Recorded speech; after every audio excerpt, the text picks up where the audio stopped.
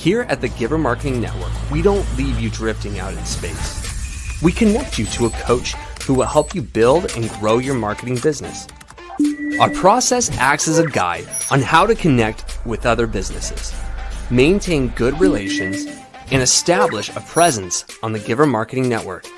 Each member within this collaborative group will have the opportunity to leverage your talent and influence, a true network effect. If you are looking to collaborate on more projects, welcome to the Giver Marketing Network, the most trusted and highest rated collective of specialists on the planet. Here we have a group of like-minded professionals who focus on making valuable introductions and helping each other grow by teaming up. Imagine Upwork meets a network and a coach. The talent collectively includes services like visibility and SEO, creating logos, designing websites, managing social media, outreach messaging, visual storytelling, and much more. Think of what you could do with laser-focused allies, strengthening your business while offering your talent to the entire network. Click near this video for more information.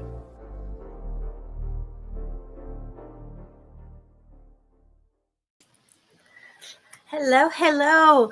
Welcome to another Tuesday marketing broadcast with Giver Marketing Network. And we are so excited today. Shout out to all of our followers out there. And we're blasting out on Facebook, LinkedIn, a lot of private groups. And we're just excited to be able to share some marketing knowledge with you. Today's expert. Hi, Justin. Welcome. Hey, Christine. Thanks for having me. Absolutely. We're so excited. I know you've been doing marketing for a while, but tell me a little bit more about you and your background. Share with our audience. Let them know, how did you get where you are today? Sure. Happy to do that. I'll do the brief version. So I've been a marketing nerd since middle school. And when my mom tasked me with, actually before middle school, my mom tasked me with designing the invitations to a tea party she was going to have. And that was the first time I used computer assisted design to design invitations, and I was hooked. In middle school, I designed logos with my buddies and then went to school for graphic design, got my feet wet in all things marketing when I worked for a $4 million nonprofit, doing all of their outreach and all of their content on the website and emails and things like that. And learned a lot about a lot in marketing, and then launched my own business in 2018. And that's where I am today. Oh, how fun, right? It's a labor of love, right? Diving in. Fun background. I know for me, I always fell in love with all the marketing, and I know exactly what you're talking about. You're talking about making it for tea parties. I can picture stuffed animals sitting around a table. If I had thought of that, I would have done it when I was a little girl. I'm just saying. Yeah. How fun. Now, today's topic, you're really leaning into the LinkedIn space, right? Yeah.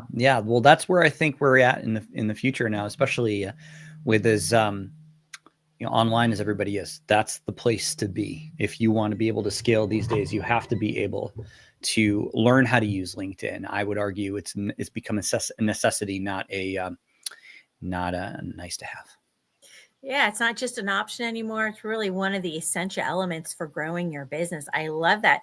So I know you wanted to talk to us a little bit about that. Is this something that you're familiar with, this exact program that you're talking about? Yeah, well, we were talking about this right before, and you said you should talk about that. So I'm going to talk about that. Essentially, I have been using these systems. I'm going to show everybody in my own business. And so this is the very edge of my knowledge. And we're going to learn, basically, I'm going to unpack how I use these very same systems, this exact process in my own business for our audience. And I'm going to keep it as simple as possible, because if there's one thing marketing is good at, it's getting very complicated very fast. So I'm going to try to keep it as simple as possible, because ultimately none of these systems I'm going to unpack are going to make you go, I've never thought about that way before. But what they do is you combine them in a certain way that will be effective for your marketing efforts, right? It's not, here's this one hack and one tactic.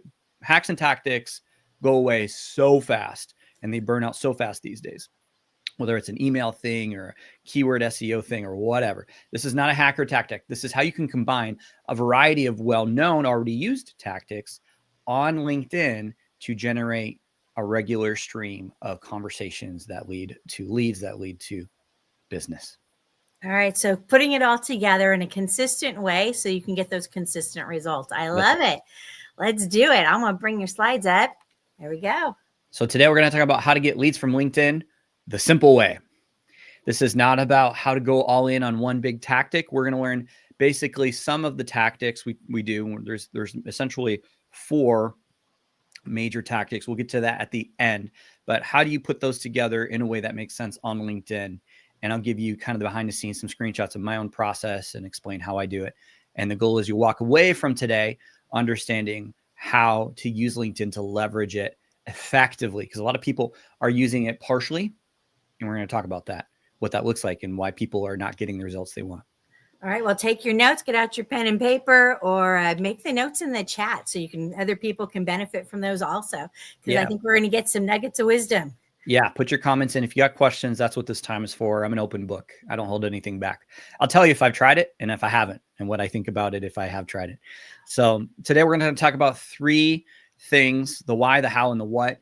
Why trust matters in B2B sales. We're going to touch on that briefly and really unpack what it means for online business. We think, well, trust absolutely matters, but we're often thinking of it in a person-to-person context in B2B, but we forget there's a whole online process for this, and we forget the importance of how trust transfers without that person-to-person touch point. We're going to talk about how to build trust quickly. There is a way to do it effectively and quickly. And then we're going to talk about the anatomy of a trust building system. I'm going to show you behind the scenes of my own system, some screenshots like I mentioned before, and a little bit of not just the how to build trust, but what are the specific steps you need to do to have an effective, complete system for your business to generate leads on LinkedIn, because it is possible. I do it every week. You can too. Nice. Let's dive in. I'm excited because this is something I've never done comprehensively like this. So this is everybody's getting to hear from me the first time here on this at a comprehensive level. So about me, I grew up first 13 years of my life in France. So I do speak French fluently. I am a huge nerd. So the middle screenshot is me playing D&D with some buddies a couple years back. Then the third image there is me with my family. And we do have a 4th on the way due in August of this year. So congratulations. Found out this week is a little girl. So we're very excited about that. All right. So beyond, my personal, who am I? You get to know that. You should know that I also am very active on social media, specifically LinkedIn. My philosophy with my video, I'm a video first content creator, you could say, where I create content specifically for LinkedIn for the B2B community. But I then take that, I take those assets I create, and then my team then publishes them to other platforms as well. So what that means is I know a lot about LinkedIn. I know very little about the other platforms. And I'm just going to let you know, I'm not an Instagram expert. I am not a TikTok expert. I know a little bit about each platform, but my main thing is LinkedIn because that's where the money happens. My philosophy is if I have the asset, might as well put it other places. But so far, those aren't generating leads for us. They generate views and followers and things like that, and that's nice. But ultimately, LinkedIn is where the rubber hits the road when it comes to making money. And we're going to talk about that today. I've published hundreds, probably maybe thousands of videos for my site. It could be over 1,000 now at this point for myself. We're talking short videos, and that's my main cup of tea. That's what my business does for clients primarily. But we've also done this for clients as well. You can see a few screenshots of current and past clients. We're all in on short form video. That just means videos under 2 minutes or so, typically vertical, that show up in the feed of the people in your network to help you build trust quickly. So that's my thing. That's what I do. That's what my agency does. And but beyond video, you do need a system. We're going to talk about that.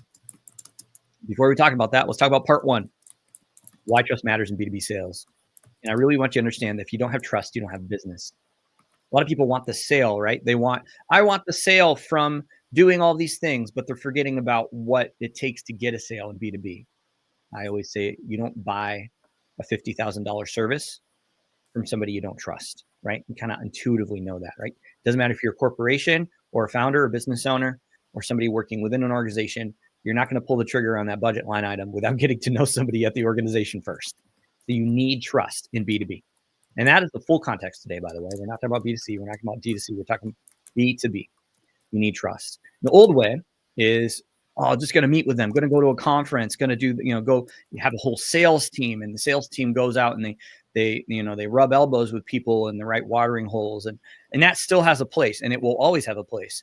But there's this whole element that these organizations and founders and sales teams are missing often, which is LinkedIn, and leveraging LinkedIn as a watering hole versus just depending on the old ways of going to conferences and webinars, doing things like that, which again, still have value. I'm not dissing them, but there's this bucket of opportunity that a lot of businesses just have not cracked. And that's what we're going to talk about today, how to build trust with you. Now, this is the first thing I want you to be aware of.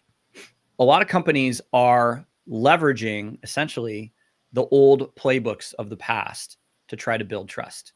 When you think about marketing and branding, you think about big and bang, and you're trying to make an impression at scale, and that can work, but it's very, very hard to do. It takes a long time.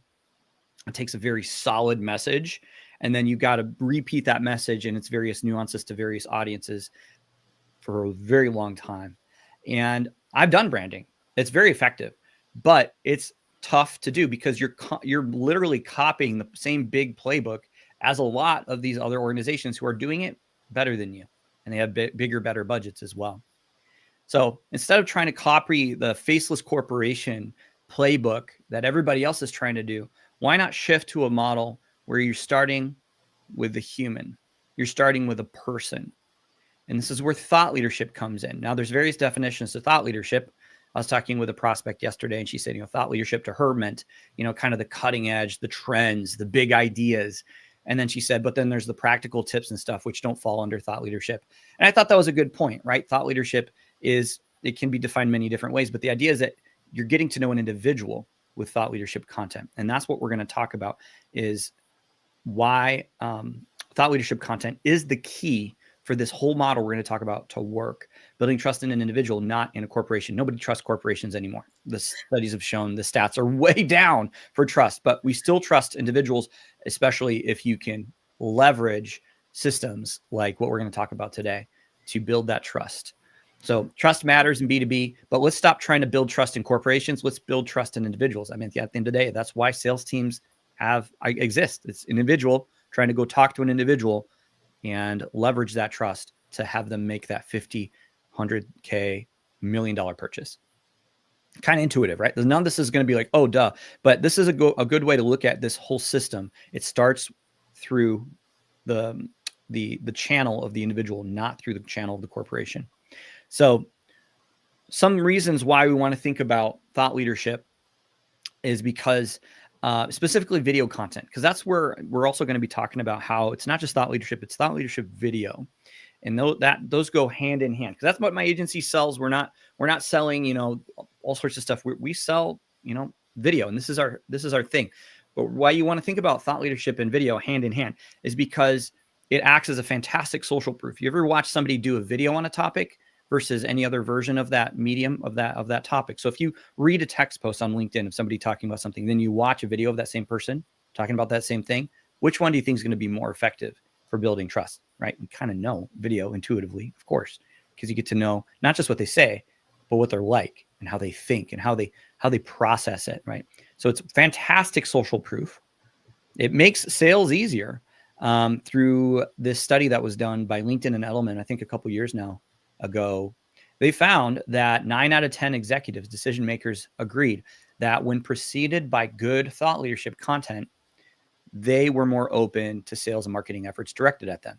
It kind of makes sense, right? If you kind of know where somebody's coming from, you get to vet them, you get to see their content, and then they approach you for the sale or with some kind of an offer, you're going to have that trust built up enough that you're going to say, yeah, let's do this. Let's have this conversation. So this is why I want everyone to be thinking about starting with the individual thought leadership, not some corporate messaging, corporate advertising, but starting with the individuals on your team or the individual on your team. If you're a solopreneur or a founder, this is why you want to start from a personal message out to the world and to your network versus trying to copy what everybody else is trying to do. It makes everything easier. So that's the foundation of what we're talking about today, why trust matters in B2B. And we're going to dive into the next part here, Before we do, I want to talk about this idea that how LinkedIn, even video, even some of our clients, we experience this. We often think about LinkedIn as a place where you just kind of go, it's like any other social media network, right? We think, oh, I'm going to go post to LinkedIn. I'm going to post to TikTok. I'm going to post to YouTube. I'm going to post to whatever. And that'll create a demand for what I do. But LinkedIn is a very different platform. People aren't aware that LinkedIn prioritizes presence on the platform. Meaning, if you show up and you make comments, you respond to DMs, you make connection requests, you do events like what we're doing right now, live events, LinkedIn will reward you with literally more reach. The algorithm is designed to give you more reach on your content when you spend time on the platform doing other things. It is, and I argue, primarily a networking tool before it is any other type of platform. Meaning you have to spend time on it and you have to get to know the people in your network and you have to build relationships there to get the most out of it. You cannot expect to post and ghost. You're posting content and you're going to ghost, not spend any time and then get, you can potentially do that on other platforms. I've heard stories of people that's how they do it. YouTube, long form videos, TikTok, things like that. You can post, not respond to any of the comments and get leads. That's a completely different strategy. What we're talking about today is how to get leads with LinkedIn. And to do that, you need to recognize, first of all, this is not a platform where you can post content and expect anything. You have to leverage it. And we're going to talk about what those activities need to look like so you can spend time on the platform effectively. So first, mindset shift. Don't look at LinkedIn as a platform to post and ghost like every other platform. It is primarily a networking tool. Is this resonating with you, Christine, so far? I know because you do a lot of LinkedIn. I do a lot with LinkedIn, and really those are good advice, even with all the other platforms too. The idea of being able to post, drop it, and then just leave it is kind of an archaic thought process if you actually want results out of your postings, regardless whether it's Facebook, LinkedIn, especially with LinkedIn though, right? Yeah, Big yeah, time. especially with LinkedIn. Yep, totally. So what we're talking about today is a system. I've talked about it a while now this way, where if you just think about LinkedIn as a post and ghost platform, I'm just gonna get post content and get inbound leads. It can happen. I'm not saying it doesn't happen, but it's like boxing with one glove. You can do it, but it's not very effective. You're going to get hit a few times. You might miss a few jabs. It's going to be very ineffective. But if you pair posting on LinkedIn with other activities, outbound activities is what we can call them, connecting with people, commenting, sending DMs. So you have both gloves at this point. You have inbound and outbound. And together, you've got a complete system for how to generate leads. Now, obviously, inbound and outbound is a good way to look at this, but it's not enough. We need to go dive into what does good inbound look like? What does effective outbound look like? And how do you pair them together in a comprehensive system? We're going to do that. But again, this goes back to that mindset shift. You can't post and ghost. You can, but you're not going to get the results. It's going to be like you're boxing with one glove. And this is why so many people get frustrated by LinkedIn and the other platforms. Well, I tried the social media thing. It didn't work for us. Well, it's because maybe they had poor systems for posting. It wasn't sustainable and the content wasn't resonating. But more often than not, they don't have a very good second glove in the outbound. They don't have a system, an effective system for how to reach out and touch someone online and build that trust individually beyond just the content that they're seeing from your feed. So we talked about why trust matters in B2B, why it is an opportunity on LinkedIn. Let's dive into part two. How do you do it? How do you build trust quickly in an online environment?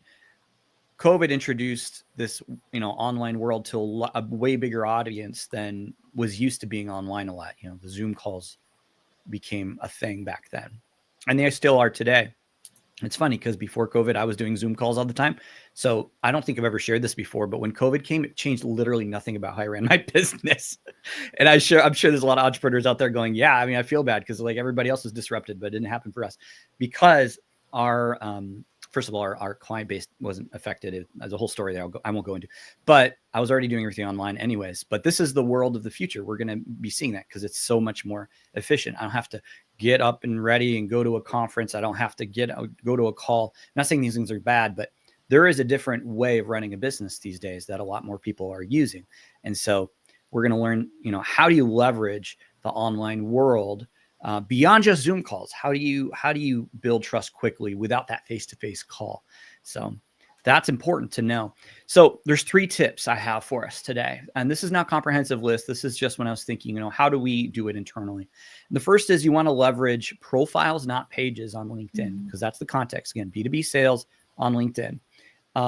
We're going to basically be talking about, we are talking about profiles here. So instead of thinking about, again, we're not trying to copy our competitors, a big corporate brand, start with a big corporate brand, no, which is pages. Think about profiles instead of pages. So if you're producing content, produce it at the individual level, not the corporate level. And if it is at the individual level, post it to your individual profile and then share it to your page. That's what I recommend to all my clients. They always ask, should we start with the page? Should we start with the profile? Always start with the profile, because it's going out to the people that already know, like, and trust you the most.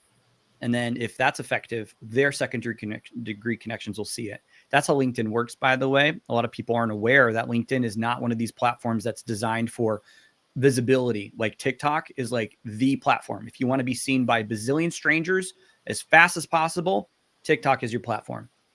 Now, there's a huge asterisk at the end of that statement, because people are going to expect a very different type of content from you than just B2B content.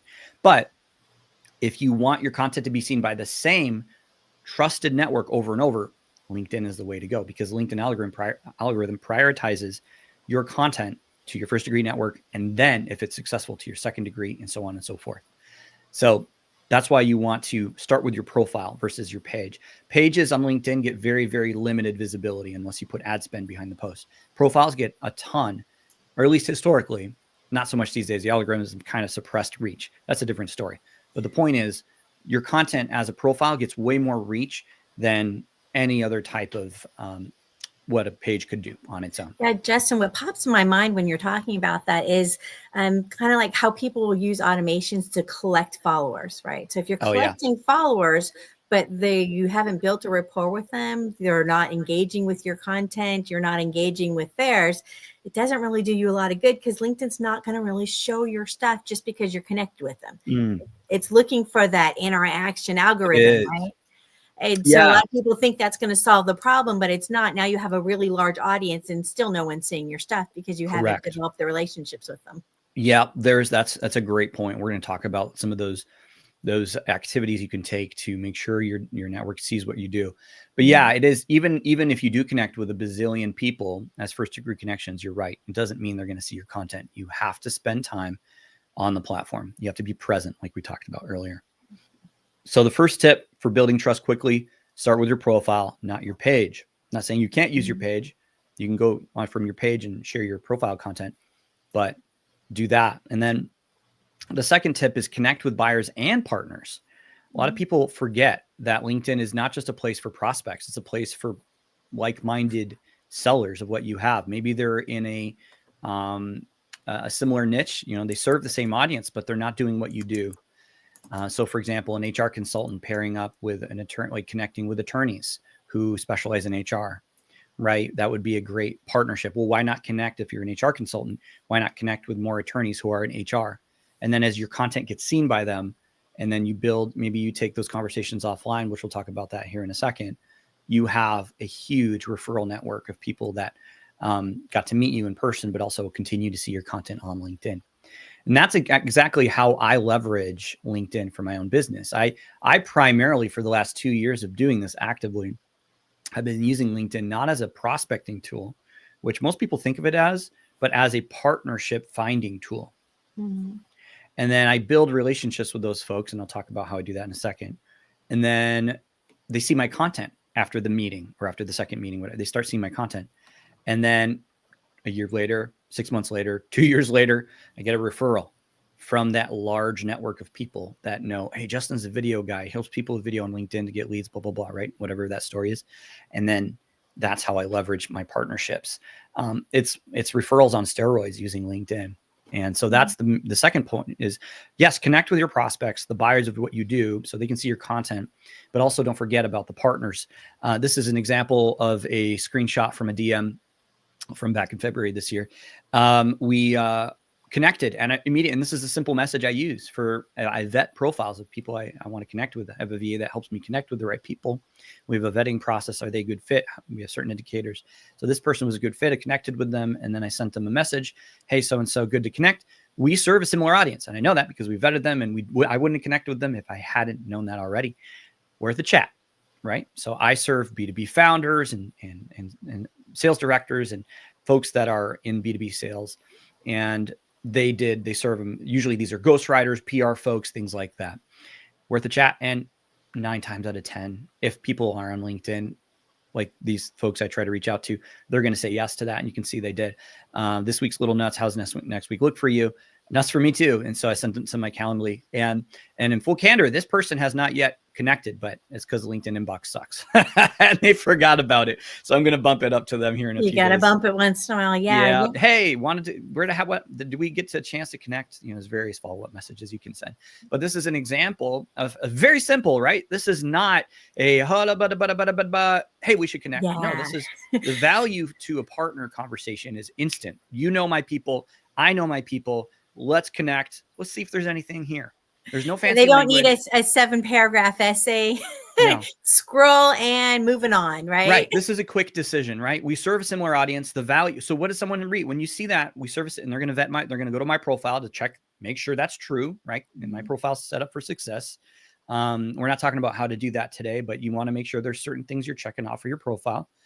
And they're going to say, yeah, let's do it. And it's very effective. I have connected with well over 150 people in the last 2 years who serve my audience. And those people my base of referrals is from these types of connections I make from people on LinkedIn. I don't get any local referrals ever. I don't think I have a single client from local referrals. And a lot of people don't realize that connecting with people within your industry is an important part of LinkedIn. They actually consider that a ranking skill, right? On how well they think your profile is put together, how much they're going to show you. They look for that you're connected with other people in your industry. Cool. Are you talking about, is that part of the social index profile, whatever they call that?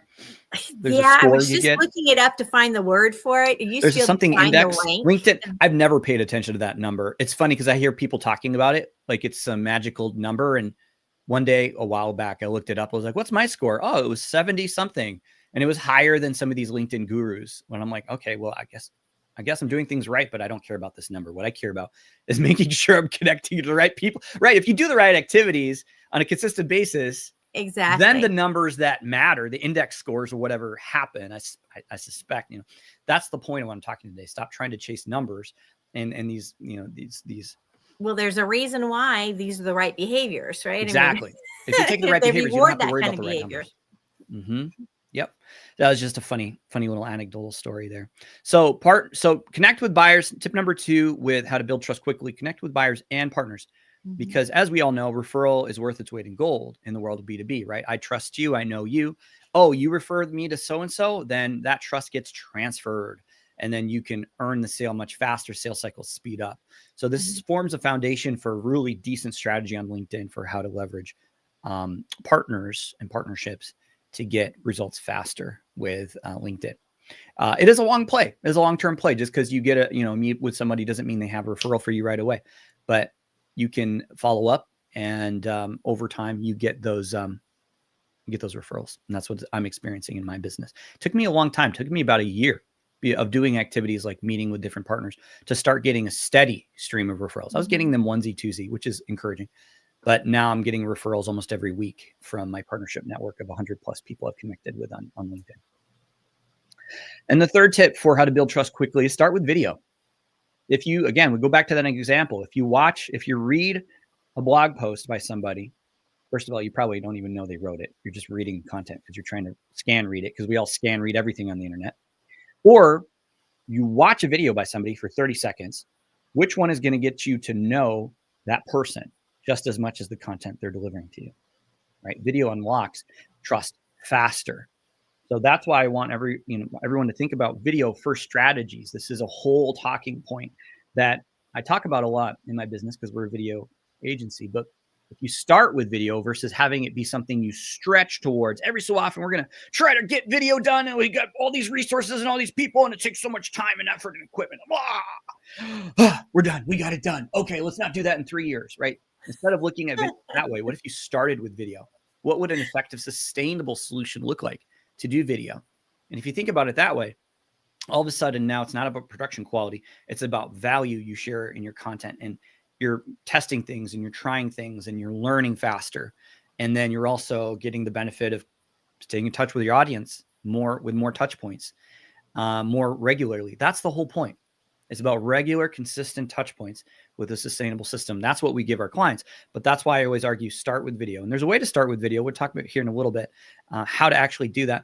But when you start with video, it makes other content easier. If you have a video asset, if you have a transcript and you have the words already said, you can turn that into 1 or 2 or 3 posts, right? You can turn that into an entire blog post. You can add it. Heck, you can add it to a blog post, or you can create a blog post about it and add it. And then guess what? If people are searching for that, they get not just your blog post potentially, but your video on YouTube showing up.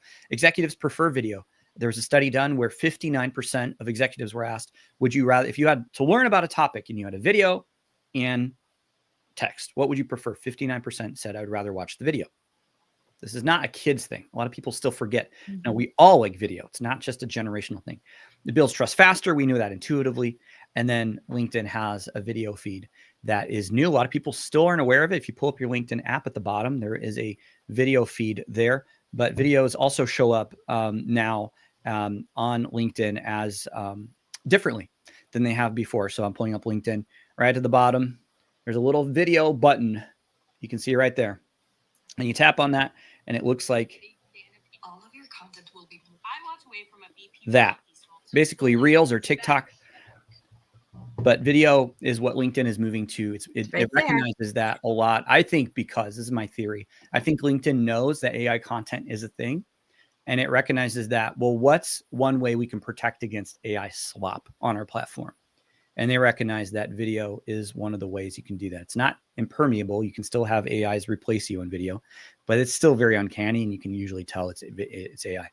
But I believe that's why they're finally catching up with all the other platforms, is because they recognize, if we're going to make be the platform for thought leadership, which is their play, they're trying to become that place for thought leadership.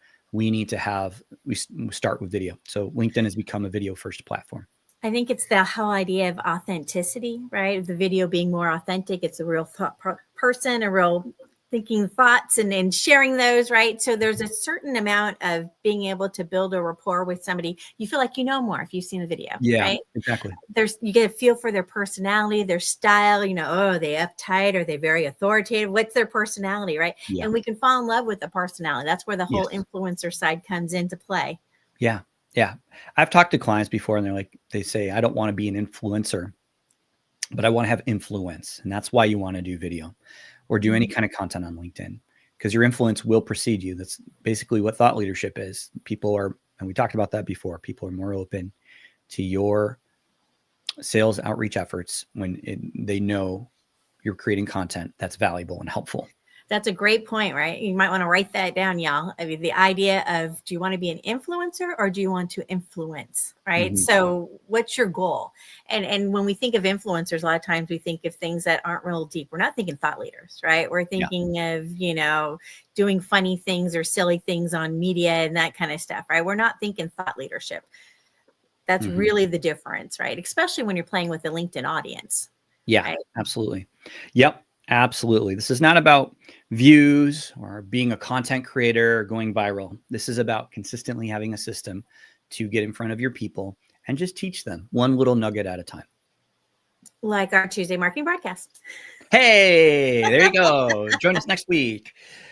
So that's why trust matters in B2B sales, how to use it with a platform like LinkedIn. We just talked about those 3 tips for how to do that. Start with your profile, leverage video. And yes, it is. You might think, well, video is not simple. Yes, it is. If you have the right system, we're going to talk about that right now, how to make video actually a simple system for you as a founder or for your sales team. A lot of marketing teams go, oh, our sales team, they complain about quality leads. But if we just had them talking, and they're so smart, if we just got them talking, but we don't have a way to get them talking because we don't have the capacity, because marketing teams are at capacity. That's what the system we're going to talk about today, and how we can You can leverage us, of course, but you can also leverage some of these trust building systems. And one of them is how to capture more video content effectively. This is the anatomy of a trust building system. This is the exact system we use in our business to book qualified leads on a weekly basis that is helping us grow. So it's 4 parts, and there's no start with this, start with this, start with this. You can start at any point. The point is, it's kind of like an ecosystem. It's kind of like you just have to do all of these consistently, and they tend to roll into one another. They don't always. You can skip a part, right? You can do just one, right? We talked about tactics right at the beginning of this talk, which was you can do just one tactic and it can work for you, but it won't be effective if you do it long-term, because tactics come and go in marketing. Strategies stay the course of time. So this is a strategy, basically a bundle of tactics that together create an outcome. And this is the one we're using in our business. So I started doing content on LinkedIn. You can see content. I wasn't doing much connecting conversations or calls. Convo, by the way, means call for those, or it means conversation. It's a slang anyways, but it keeps it short. So I don't have to make it super long. So I started with content, but then I realized, wait, I'm not getting the leads I want. I was getting a trickle of leads. So what can I do? And I started connecting, going back to that strategy or that tactic I shared earlier with, not buyers, with partners, people in my industry. So content with connecting with people in my industry. And then I started getting referrals and starting conversations, right? Connecting and then turning those connections into conversations. And what I mean conversations is email, DMs, and comments. And we'll talk about that in a minute. And then that led to calls. So Zoom calls for me, Google Meet, things like that. And they got to meet, and then they saw my content some more. And then maybe they gave me a referral. Any one step can get you a client. You can see the client in the middle. But when you do them together, you're basically hedging your bets. It's like investing in the stock market, right? It would be very foolish of me to invest in just Coca-Cola. Very foolish over the long term. Maybe not Coca-Cola, because it's been stood the test of time. Although these days, I know young people are drinking less and less pop. So maybe that would be foolish long term. But if I invest in Coca-Cola plus a bunch of other stocks, I'm hedging my bets. I believe that over time, the stock market as a whole will go up, even if individual stocks fail. That's the exact same thing you want to think about when it comes to a system for LinkedIn. That's why you have these 4 different things going on, and they all together lead to a consistent stream of clients when you do them well. So again, we talked about this before. None of these are going to blow your mind, right? Christine, I'm sure you're like, none of these are mind-blowing. None of this is new to me. But like you said, it's a solid strategy to bring combined efforts, right? It's not putting all your eggs in one basket, kind of like during COVID. People that had no online presence, whoops. Yep.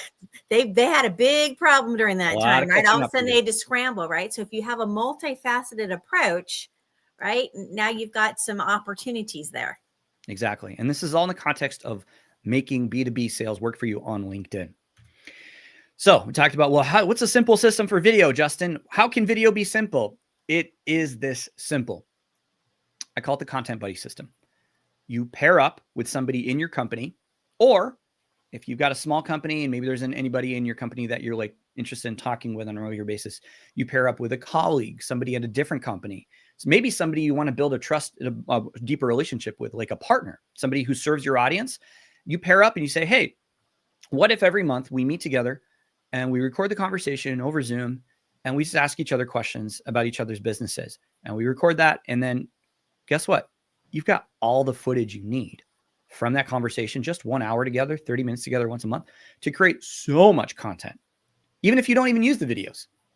Ideally, you'd want to use the videos because we talked about why that builds trust faster, but you don't even have to. You can create posts, you can create blogs, and it's going to just get your imagination going. One of the biggest benefits our clients have when we interview them is they say things like, wow, you're making me really think. Like when we work with a client over a span of months and over a span of a year or more, they start thinking about their business like a thought leader. And they start, meaning that they're now thinking big picture. They're thinking strategically. They're getting out of their own head about how they think about things. And often they're doing things the right way, but they never thought about it that way. So what it does is, if you have the content buddy system implemented with you and a colleague, especially someone outside of your business, you're going to get questions from a different angle you've never thought about before. And it'll help you talk about your business in a much more impactful way. In your sales calls, in online talks, if you give a talk, if you go on a podcast, things like that. So it's kind of like the benefits of a podcast without the pressure of a podcast and without the time commitments of guest podcasting. Plus, you're also building trust with that other individual at a deeper level over time. So it's a win-win-win. I think you're helping draw the information out of each other, right? In a less threatening way. It's like, ooh, yeah, right. You'd be amazed what you can come up with, especially if you put two minds together, right? And they start bouncing ideas off of each other, right? You can come up with things you wouldn't have thought of on your own. Exactly. Yeah. So that's what I call the content buddy system. This is not a revolutionary idea, but that's my way of talking about how you can leverage the power of conversation, like you and I are having occasionally in this presentation, Christine, to be able to draw out content that's in your head somewhere, but you would probably never have a chance to talk about it. I use this in my business. This is basically what we do for our clients on a paid basis, but you can find any colleague and use this and leverage this to create video content simply. And then you're done. You think, well, what about the editing? Well, you can run it through a tool like what we use. We use Riverside, or you can use Opus Clips, Opus AI, and you run it through and it will create some clips automatically of you talking. And guess what? You got all the short video content you need for the month. So that's how you can create content easily using this part. So the next part is connecting. We talked about content. Let's talk about connecting. Connecting is an important part of LinkedIn. I've talked to a couple clients over the last year and they're like, well, I want people to connect with me. And they're missing the whole point of like using LinkedIn as a tool.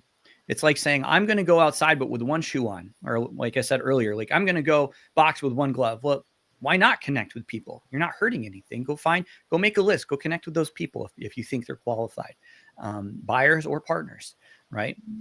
And this is what I do every week. I connect with people that are potential partners and potential buyers. And we have different ways of vetting those people.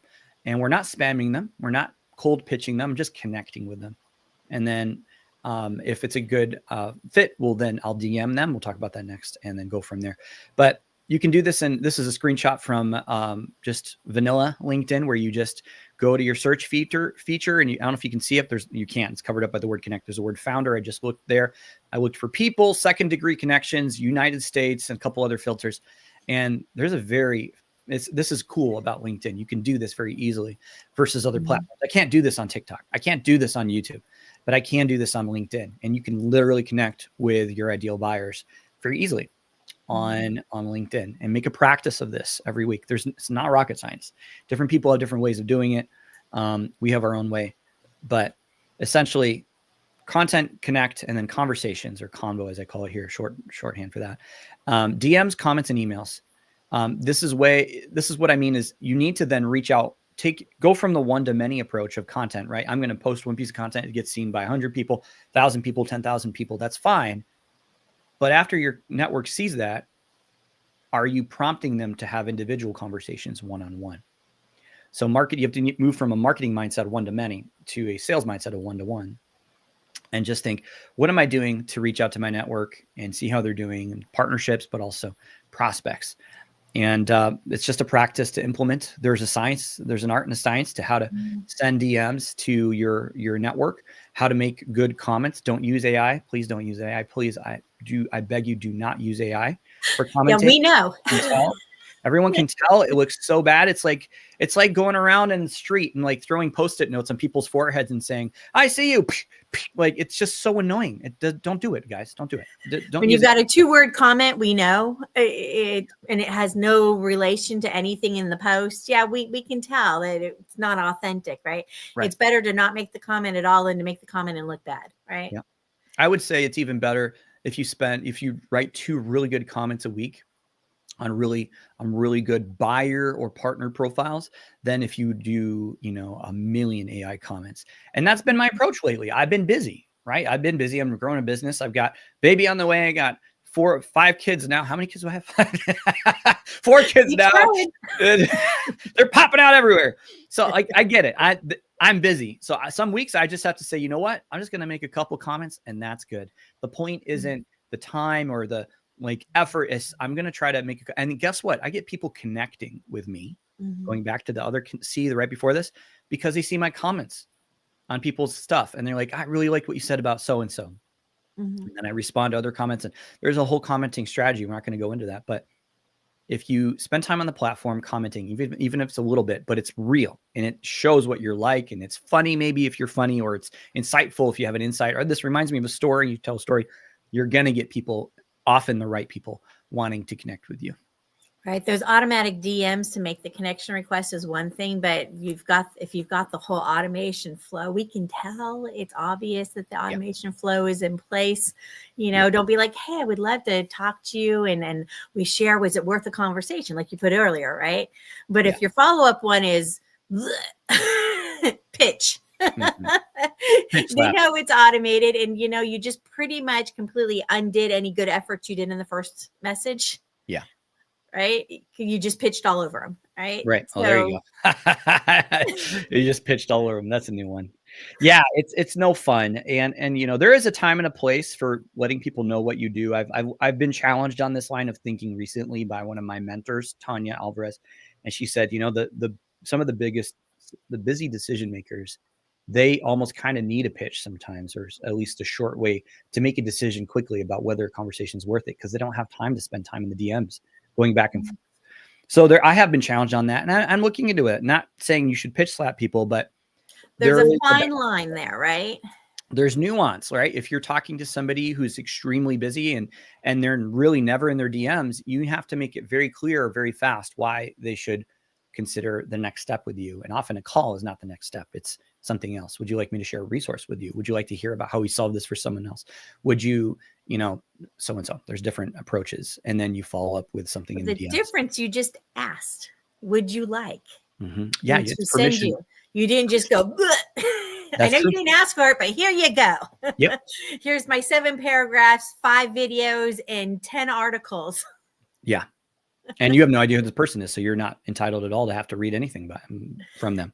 Exactly. So, content leads to connect. Then you connect with people, and then you start one-on-one conversations, DMs, comments, even emails.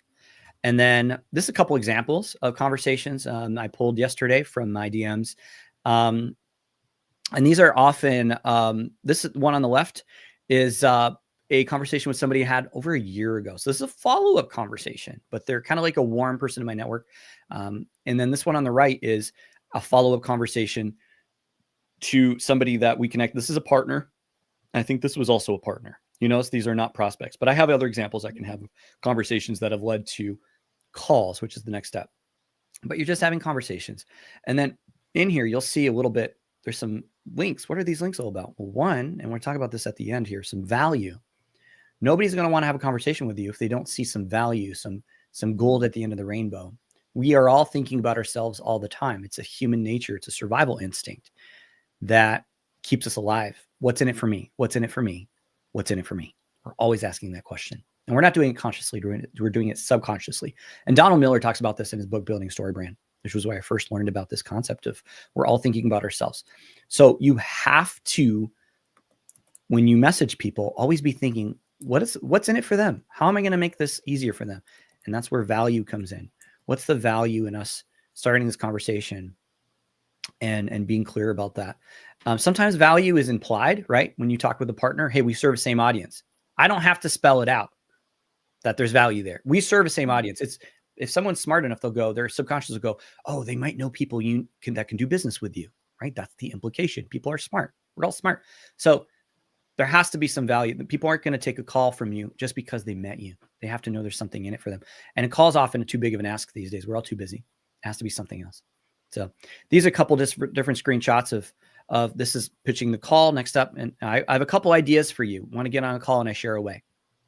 That's value because we've already had a conversation. I didn't show you right above this, of like going back and forth. Tell me about that. What's going on here, and sharing insights. And then here on the right, the value is I have a free 30-minute video session I give to folks in my network who I think are a good fit, either a partner or a prospect, to become a client or to refer me to clients. And I want them to experience the dialogue experience.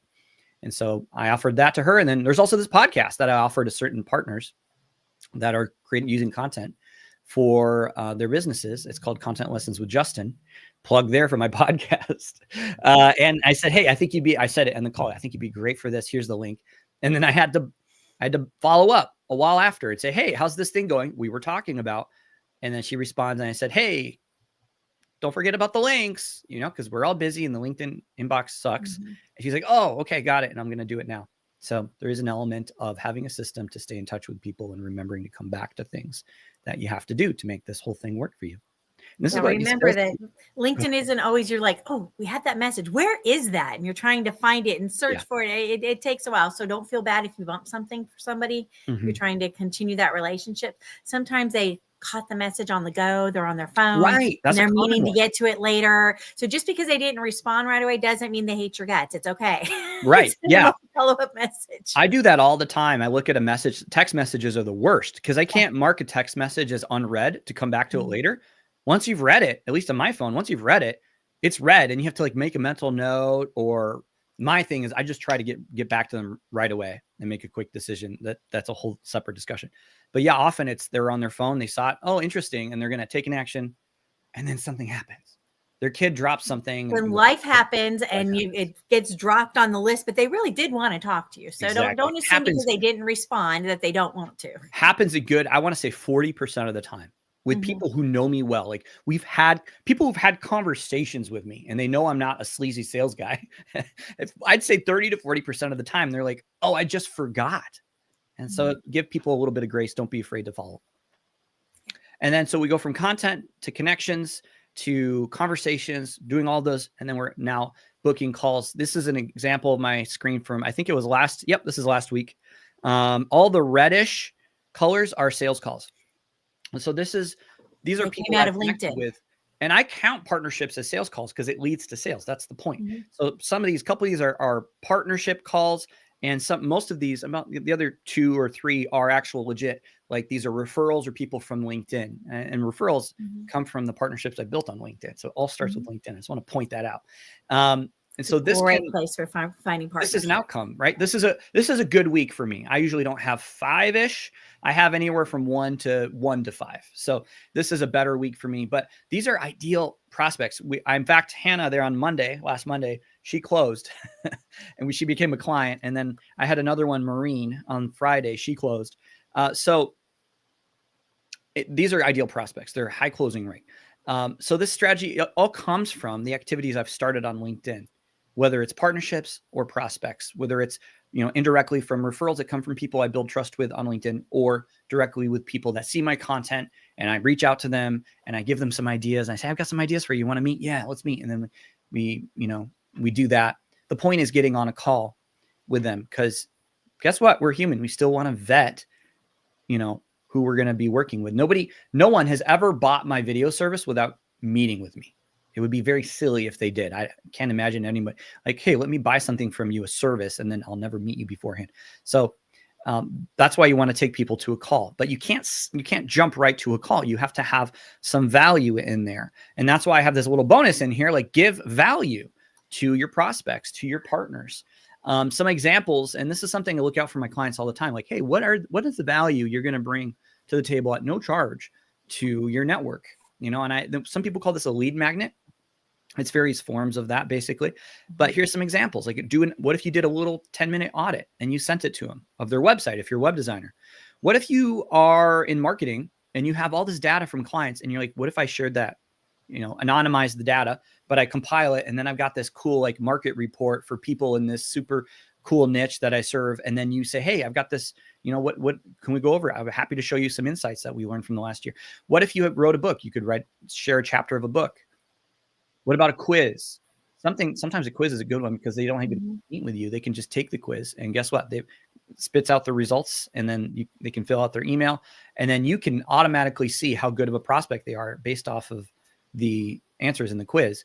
And then they can get a problem, even if it's a small problem, solved for their business. Quizzes are an underrated piece of value. I don't know if you use quizzes in your business. And they're fun. And they're what? And they're fun. Oh, they're fun. Yeah. If you do it right. Yeah, absolutely. I love quizzes. Just don't make me sit there for 30 minutes. Right. 5 minutes max. And case studies are a good one, but you have to be careful. You can't just send those out. You have to build a little bit of rapport with someone and then actually know if they have that problem. This is really a bottom of the funnel, to use a marketing term. Like if they're very ready to buy, this is to help them see you're probably a preferred option. And then a free session. This is our approach. Like I give them a free 30-minute video session. They get the edited video out of it. So those are examples of value. There's more. Tell everybody, bring your phone out right now, grab that on the screen and take a picture of that, because you're going to wish that you had that. Yeah. Right. That's a So good take one. a picture, grab your phone, leave it up there for a second so they can grab it.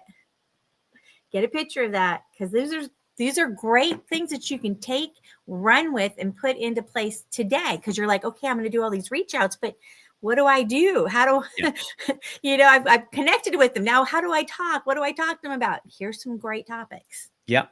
And I'll give you a tip. You don't just lead with value you should lead with value. But what I mean by it is you don't just throw this at people in the DMs, right? I don't go around, hey, you want to do a free video session with me? I tried that. It doesn't work. What you want to do, because they don't know me, is you want to start a little bit of a conversation, talk about some of the challenges, and hey, I might have a couple ideas for you. And then what I've learned is what I do now is I can talk about the free video session, but often people are really hesitant to do video because they assume it's going to be tough. And this is a niche thing for me. It might not be the same for you, but for me, it's people are very hesitant to do video, even if literally everybody who does one of these sessions walks away saying the word, that was so easy. Like verbatim, everybody says, oh, that was so easy. Like I should probably do a super cut one of these days of everybody that's ever done a free video session. And there'd be hundreds of people just saying, oh, that was so easy. And they just repeat. And like, what is this ridiculous video? No, this was easy. Oh, this was way easy, right? Yeah, I should probably, that's a good idea. I should probably do that just to reinforce the point. But people before they do it don't know that. And right. so they're nervous. So maybe it's, what if I promise it's easy, or I'll buy you a cup of coffee? Ooh, there you go. See, this is why I do this. You never know what you're going to learn. Yeah. What if I promise it's easy? Yeah. So maybe I could bring it in. But what I often find is I get on a call with folks, or I lead up to it. And then when I think there's enough rapport there, I say, hey, I do this free video session. Would you like to try it? It's an incredibly helpful tool. Yeah, I've heard rave reviews about from people that have done your free video session, and they're like, oh my goodness, Justin is a miracle worker. He's amazing. It makes the process so easy. So yeah, I've heard rumors too. See, that's how it works. That's how it's meant to work. So thank you. I appreciate that. So have some value there. Again, this is the system I use. It's not any part of it is groundbreaking, but the idea is that if you're doing these parts consistently, not just content, not just connecting, not just DMs and emails, not just making calls, but you're doing them together, they inform one another, they feed each other.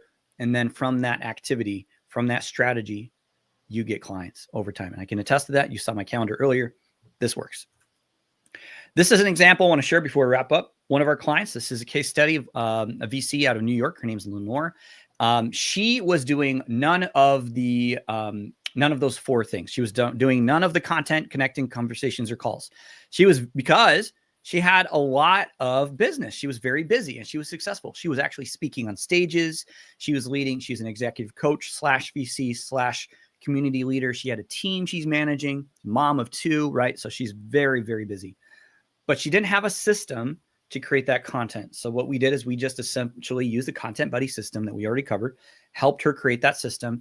And all of a sudden, all these people with whom she was having conversations, with whom she was already connecting offline, with whom she had built trust and spoken on stages with, who were following her, they all of a sudden saw her show up in their feed. And they're like, oh my gosh, it's Lenore. And so you can see high degrees of engagement. This didn't happen accidentally. We did not manufacture any engagement for her. She got it right out of the gate and she kept it because of all the other activities she was doing off of LinkedIn. It's another way of keeping top of mind, right? Yeah. They had a conversation, they connected with you, and oh, there's a video by her. Oh, let me see what she's up to. Right? Exactly. So this brings me to my final point, which is you don't need all of these systems. You don't need to do all of this. If you've achieved success, if you have similar systems off of LinkedIn. The point is you have a lot of things you're doing that are effective for you, and you add something to the mix that makes everything else more effective. So guess what? Now she has a steady stream of videos that she didn't have before, so that she's staying in touch with her venture partners. These are funding partners. She really, that are good for her. And that I remember that was like the thing that stood out to me the most. She's like, I'm so excited for these comments I'm getting and these shares I'm getting from venture. All the other results we got for her, that was like the one that stood out to me that she was most excited about. So she's staying in touch with her network. Like you said, Christine, she's staying top of mind. So she added this in. It wasn't a heavy lift, and it's not a heavy lift. She's still one of our clients a year and a half later. And, I want to make sure everybody has a chance to reach out to you, Justin. You got some information for, there it is. As we land the plane here. Yeah. So this is how people so forgive us. Yep. Yeah. So you reach out, just find me, look for my name on LinkedIn, and I share my insights there. most weekdays. And if you're like, man, I don't know how to crack this nut that is LinkedIn, reach out. Happy to talk with you. Won't be a sales call. It'll just be me telling, walking you through what I would recommend. I do this all the time for my clients. I do this all the time for my network. I believe in being generous with my knowledge, and it comes back to bless me time and time again. So reach out if you have any questions. This is a great opportunity to get on one of those free content calls with them, right? And talk to them a little bit about your strategy, what you're doing. It might just be a few little tweaks and suggestions he's got for you that you can take and run with. If you want to have that conversation with Justin, be sure to reach out to him, let him know that you saw him on the Giver Marketing Show and that you wanted to have that deeper conversation.